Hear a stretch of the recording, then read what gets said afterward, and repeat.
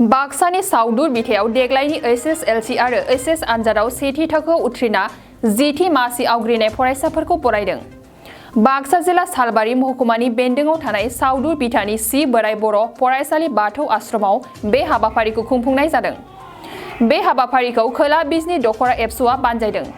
खोला बिजनि दख'रा एबसुआ देग्लायनि HSLC आरो HS आनजादाव गावनि बेन्दोंआव सेथि थाखोआव उथ्रिना जिथि मासि आवग्रिनो हानाय फरायसाफोरखौ बरायदों आरो मान बावदों।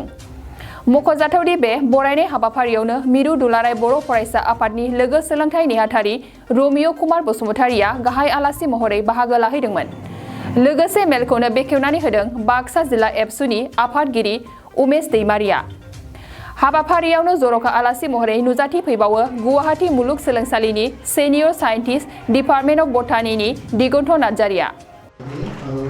खोला बिजनि दख'रा दुलाराय बर' फरायसा आफादा बाक्सा जिल्ला दा बिथांमोना दिनै जाय फरायसाफोरा मेट्रिक आरो हायार सेकेन्डारियाव साइन्स आर्ट्स कमार्स मोनथामबो बिथिङाव हायार सेकेन्डारिनि आरो मेट्रिकनि बिसोर फरायसाफोरा जायफोरा फार्स्ट डिभिजन मोनदों आरो ओनसोलावनो टप 10 मासि लानो हादों बे फरायसाफोरखौ दिनै बरायनाय मोनसे मेहेरगोनां हाबाफारि लादों। आं जोबोर मोजां मोनदों बे हाबाफारियाव बाहागो लाफैनो मोननानै आरो बे हाबाफारियावनो बाहागो लादों बाक्सा जिल्ला दुलाराय बर' फरायसा आफादनि मानगोनां आफादगिरि उमेश दैमारि बिथाङा बाहागो लादों आरो गुवाहाटी इउनिभार्सिटिनि बटानि डिपार्टमेन्टनि दिगन्त नार्जारि सार बिथाङा बाहागो लादों। आं बिथांमोनखौ लोगो मोनना आरो बे जि मोनसे मिनिंफुल मोनसे प्रग्राम जादों आं बिनि थाखाय दख'रा आफादखौ साबायखर बावहरदों आरो दिनै जाय फरायसाफोरा दिनै बरायजाबाय आं बिथांमोनखौ दिनै बे प्रग्रामनि गेजेरजों बे हाबाफारिनि गेजेरजों खावलायदों जे बिथांमोना जिउआव जि थांखि लाया मानो जाहाथे गावबा गाव थांखियाव सहैनो थाखाय फरायसा हिसाबै गावखौ जाहाथे मोजाङै जोथोन लालांबाय थायो बे हिसाबै आं बिथांमोनखौ खावलायदों आरो बिथांमोना बुंदों जे जों मोजाङै फरायलांबाय थागोन होनना बिथांमोना खावलायदों।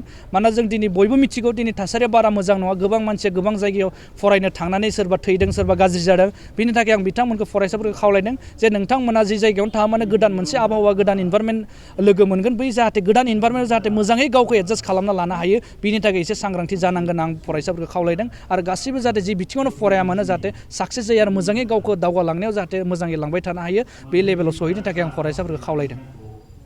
नंगौ दिनै आथिखाल थासारिया बेफोर जाबाय थादों। आं बिनि थाखाय फरायसाफोरखौ खावलायगोन आरो गासैबो जाय फरायसाफोरा दिनै आरो फरायसा नङि बिथांमोनखौ खावलायगोन जे बेबायदि लोंग्रा जाग्रा बा माखासे निसा जातीय मुवा बेसादजों दिनै मानसिफोरा गोबां गाज्रि थासारि जादों।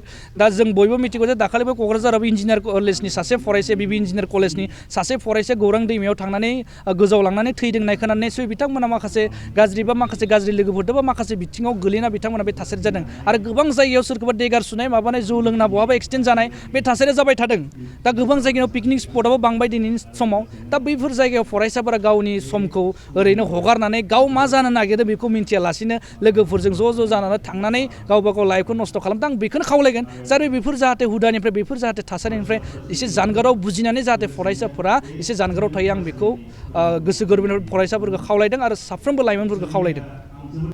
दा आं खावलायगोन बिथांमोनखौ जाहाथे जोंनि बर' बिजोंखौ फोथांना लाखिनो थाखाय जाहाथे बयबो जाहाथे LP स्कुलनिफ्राय लानानै फरायो आरो बिनि मादाव गभर्नमेन्टखौबो खावलायगोन जाहाथे जोंनि बर' बिजों बा गुबुन मिडियामनि जिथु सरकारि फरायसालिफोर दङ बिनि जाहाथे जिथु डेभेलपमेन्ट जिथु इनफ्रास्ट्राक्चारफोरखौ जाहाथे मोजां मोनसे लेभेलाव खालामनानै होयो जाहाथे बेफोरखौ नुनानै जाहाथे एट्राकसन जाना जाहाथे मानसिफोरा फरायनो गोसो जायो आरो साफ्रोमबो जाहाथे गावनि बिजोंनि सार्थ बा हारिनि सार्थ आरो बिजोंखौ फोथांना लाखिनायनि सार्थ जाहाथे बयबो फरायो आं बेखौ आपिल खालामदों आरो फरायनायावथ' माखासे मानसिफोरनि गोसोनि बाथ्रा थायो बाट आं बिथांमोनखौ बयखौबो खावलायदों जाहाथे बिजोंनि सार्थ जाहाथे बयबो फैनानै फरायो आं बेखौ दिनैनि बे समाव आं खावलायदों। खुलुमबाय बड'लेण्ड बुब्लि रादाब फोसावगिरिफोरनिसिम दिनैनि बे जिथु फरायसुलिफोरखौ बरायनाय आरो बिसोरनि मोजां रिजाल्टनि थाखाय जिथु गोसो गुदुं खालामनो थाखाय आरो बिसोरखौ मोनसे मोजां लामासिम माबायदि थांनो हायो बा बिसोरनि केरियारनि बिखय जिथु एबसुआ बे दख'रा एबसुआ जिबायदि हाबाफारि लादों बे जोबोदनो गोजोनथाव आरो आंबो बेहाय बाहागो लानो मोननानै गोजोननाय मोनदों। मानोना आं बे हालामनिनो आरो जिहेथु फरायसुलिफोरा जोंनिया जेबो गाइडेन्स बेबायदि गैया थेवबो बिसोरो गावसोरनि नाजानायजोंनो दिनै बिमा बिफानि इसेबां हेल्प मोनाबाबो जाबायदि बिसोरो मोजां रिजाल्ट खालायदों आरो बिसोर बरायजानो हादों बे जोबोद गोग्गाथाव आरो ओंखायनो जानो हागौ जोंनि जिबायदि फंसे फंनै बुंनाय खोथायाबो बिसोरखौ आरो थुलुंगा होनो हागौ। मानोना फैगौ आरो बिसोरनि केरियाराव माबायदि जानांगौ माबायदि जानाङा बेफोरखौ एसे गाइडेन्स गैयाब्ला माब्लाबा फरायसुलिफ्रा गाज्रि लामाजों थांनो हागौ। बेखौ गोसोआव लानानैनो बधय एबसुआ बेबायदि माखासे खामानि मावदों आरो जिहेथु जोंहा बयबो बिबान दङ समाजा जाहाथे जोंनिया मोजाङै एसे जौगाथों आरो जों बेबायदि गोग्लैसोनानै थाबाय थानाय सम गैलिया आरो बेखिनिखौनो आं सानो आरो फरायसुलिफ्रा आरो खस्थ' खालायबावगोन गावसोरनि केरियारखौ मोजाङै दानो हागोन मानोना दिनैनि समाव जिथु गाज्रि ड्राग्स जानाय बा बिसोर खामानि दामानि मावाब्लासिनो ओरैनो गोग्लैसोनानै थानाय बेबायदि मोनसे जिउ खुंनाय खायसेया लादों बे जोबोद गाज्रि समाजनि थाखाय जिहेथु बा बे बायदिसिना समाजाव स्कप दं दासान्दि आरो समाज सरकारनिफ्रायबो बायदिसिना स्किमफोर दं बेफोरखौ फरायसुलिफ्रा जाहाथे लानो हाथों आरो बिसोरनि केरियारा मोजां जाथों बेखिनिखौनो आङो हास्थायो बेखिनियानोसै गोजोन्थों गिबियाव बड'लेण्ड बुब्लिनिसिम साबायखर बावबाय दिनै खोला बिजनि दख'रा दुलाराय बर' फरायसा आफादा आदब आरो गुन गोनां सोलोंथाइ मावथांखिजों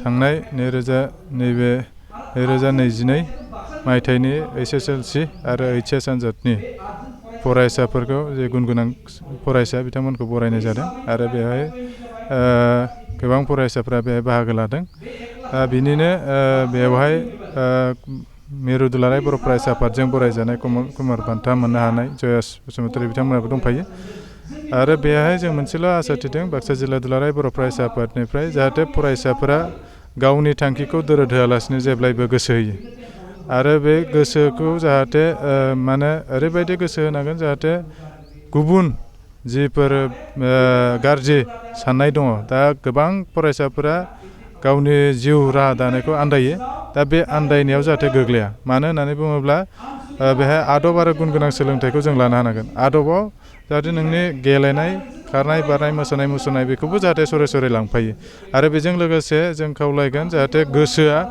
जेब्लायबो गावनि फरायनाय आरो थांखियाव जायो गोसोआ गोबां समाव जोंनि फरायसाफोरखौ नुदों मबाइलाव जानो नागिरो बाइकआव जानो नागिरो बेजों लोगोसे जौ जुवा लोंनाय आरो दिनैनि समाव ड्राग्स जानायसिम गोसो होनानै लाफ्लांबाय फरायसाफोरा दा बेनिफ्राय उद्धार जानांगौबा गावनि थांखिया सिगां जाग्रोनांगोन आरो थांखिखौ होसोनो जि खामानि मावो बेखौ खामानि मावनांगोन बेजों लोगोसे दिनैनि माने क्लास 9, 10 आरो हायार सेकेन्डारि जे लाइमोनफोर बिथांमोना गोसो थोनायाव गोसो होनायखौबो नुदों जायनि गेजेरजों सोरबा सुइसाइड जादों सोरबा माने बिदिनो बुथारलायनाय सुथारलायनायसिमबो सौहैनो हाबाय दा बे गासैबो जादों लाइमोनफोर फरायसाफोरनि गेजेराव दा बेनिफ्राय उद्धार जानोब्ला जोंनि गारजेन जोंनि दिथागिरि जोंनि लाइमोनफोर जोंनि गासैबो समाज सिबियारि बिथांमोना बेनि सायाव जाहाथे नोजोर होयो आरो फरायसाफोरा बैफोरनिफ्राय जानगार जानो थाखाय गावनि फरायनायखौ जाहाथे सिगांग्रो दोननानै आरो सम मोनोब्ला आदबनि थाखाय खेला गेलेनाय मोसानाय मुसुरनाय बायदि बायदियाव सम होनानै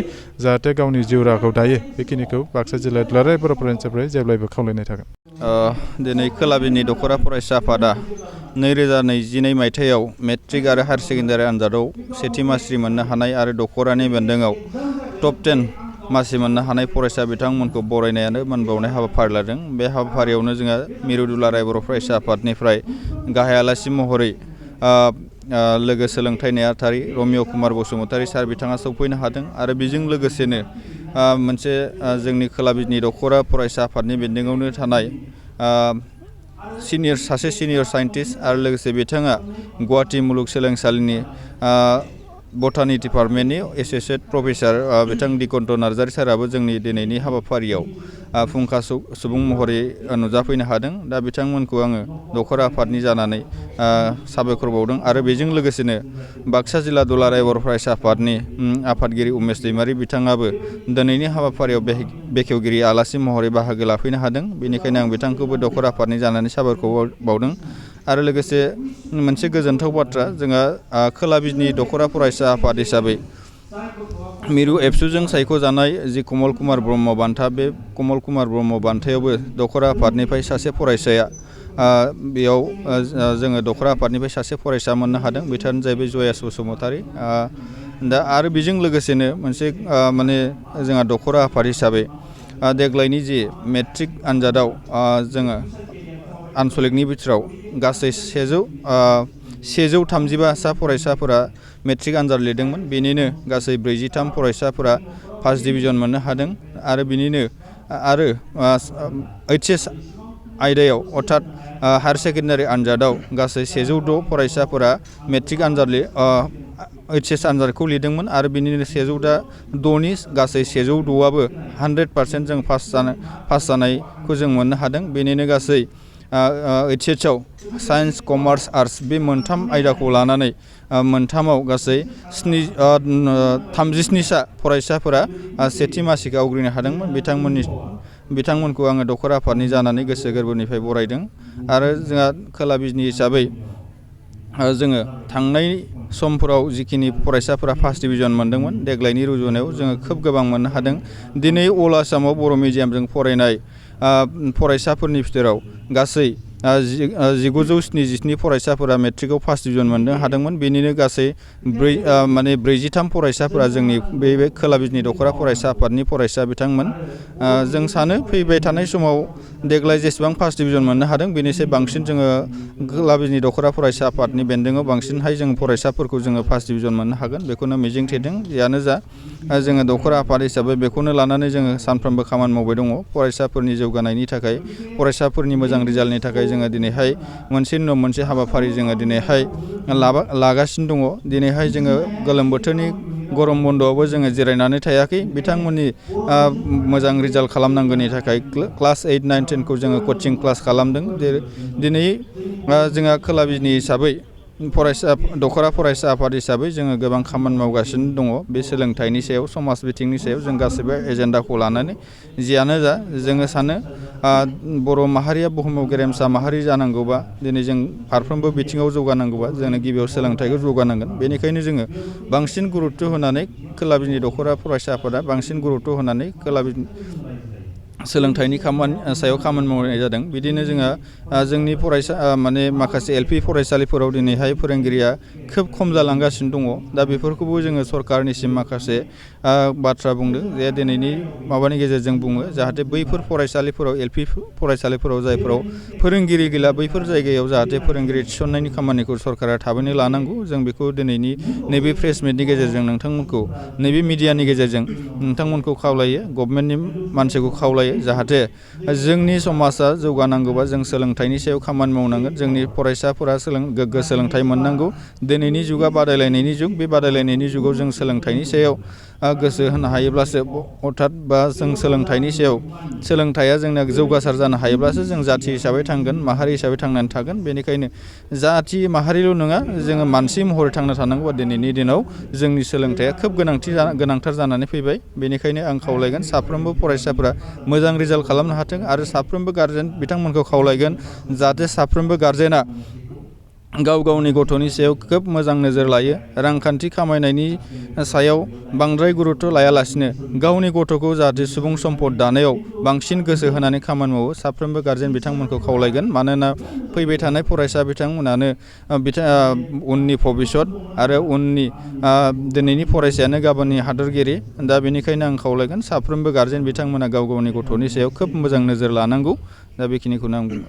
बेहाय बरायनाय आरो मान बावनायजों लोगोसे जोंनिया गिबि हाबाफारिया दङमोन बड'फा उपेन्द्रनाथ ब्रह्मनि सावगारियाव बिबार बावनाय, आलारि बाथि फोजोंनाय। मानोना दिनै बर'नि बिफा उपेन्द्रनाथ ब्रह्मआनो दिनै बर' माहारिखौ बुहुमाव गेरेमसा माहारि दानायनि जि मोनसे सिमां बेखौ दिनै बिथाङानो लाजेनग्रोदोंमोन। बेनिखायनो जोङो दिनै बिथांखौ जों बावनो हाया। जेब्लायबो जों गोसोखांगोन, जेब्लायबो जों बिथांखौ मान होगोन। बिथाङा दिनै रुंसारि जाबाय। बिथांनि रुंसारि जानायाव जों गोथौ दुखु मोननाय फोरमायो। बिथाङा जि जायगायावनो थाया मानो जेब्लायबो बर' माहारिखौ गेरेमसा माहारि दानायाव सोरगोआव थानानै आलो गोजोन थानानै जोंखौ बोर सारस्रि हरथों। जों बेखौ जेब्लायबो जों गोसोखांगोन। जोंनि फुंनि हाबाफारिया बिबार बावजेननायमोन। बेनि उनावहाय जोङो जोंनि जिखिनि बरायनाय आरो मान बावनाय हाबाफारिनि बेखेवगिरि बिबुंथि जोंहा बाक्सा जिल्ला दुलाराय बर' फरायसा आफादनि मानगोनां आफादगिरि बिथाङा बिबुंथि लाखिलांबाय। आरो बेबायदिनो जोंना गाहाय आलासि बिथाङाबो बिबुंथि लाखिलांबाय। आरो बिनि उनावहाय जोंनि फुंखा सुबुं बिथाङाबो बिबुंथि लाखिलांगोन। आरो बिनि उनाव जोङो जोंनि ओनसोलनि माखासे सानसुमै बिथांमोन बाहागो लादों बिथांमोनखौबो जोङो समखौ नायनानै बिथांमोननि माखासे फरायसाफोरखौ सुबुरुन होनाय बिबुंथिखौ जों बिथांमोननिफ्रायबो खोनासंगोन आरो फरायसा बिथांमोनाबो बिथांमोननिफ्राय मोजां सुबुरुनखौ मोननो हायो बेखौ आं मिजिंथिदों। नोंथांनाव हान्थु सिं गोदोना आखाइनि आसि सिंस्रि दाफोना सानाय आफादावनि सानाय आथिं मिजुनाय सानाय खर' जरा सानाय आथिं फारनैबो बोलो मोनै जानजि सानानै आथिङाव साहैनाय जायखिजाया गोजामनिफ्राय गोजाम सानाय जादोंब्ला नोंथांमोना जिंगासिनो नांला।